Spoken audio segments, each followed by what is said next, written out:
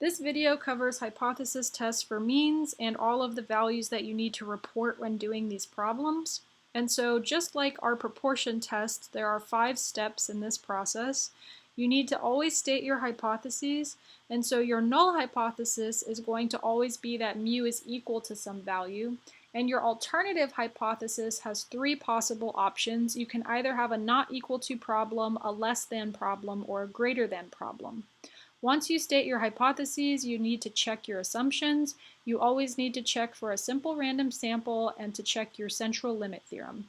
Then you need to calculate your test statistic and your p-value. And then you're going to use your p-value to interpret whether you reject or fail to reject your null hypothesis.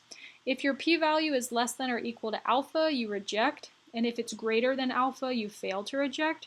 And finally, you need to state if you have sufficient or insufficient evidence. So there is sufficient evidence when you reject the null, and there's insufficient evidence when you fail to reject the null.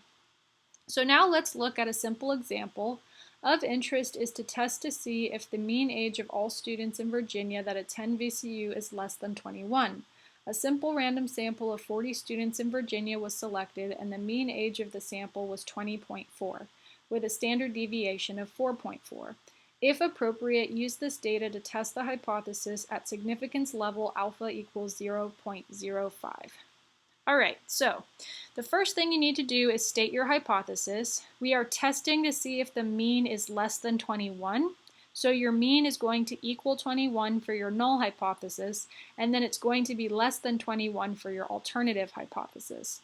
Then we can check our assumptions. We know that we have a simple random sample for this problem, and because it does not tell us if we have a normal distribution or heavily skewed distribution, we're going to compare the sample size to 15, and in this case, both of our assumptions are satisfied. Then you need to always show your test statistic, and in this problem, we actually do not have a population standard deviation, so we will look for a t statistic. But no matter what, you want to make sure you look for your sample mean, your population standard deviation, your sample standard deviation, and your sample size, no matter the problem. And this way, you can plug these values into a calculator. Now, in this problem, since we have an unknown sigma, if you were to use the calculator, it's going to give you a t-star of negative 0.8624, and your p-value is going to be 0.1969.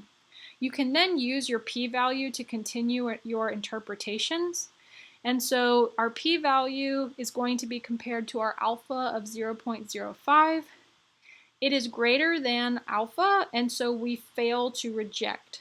Once you state that we fail to reject our null hypothesis, we can say that there is insufficient evidence that the mean age of all students in Virginia that attend VCU is less than 21. So again, this video is emphasizing that you always need to state your hypotheses, you need to state your assumptions and check them, you need to give your test statistic and your p-value, and then you need to state whether you reject or fail to reject along with what type of evidence you have. And so in the next video, we're going to go through the calculator version of these problems using the TI-84.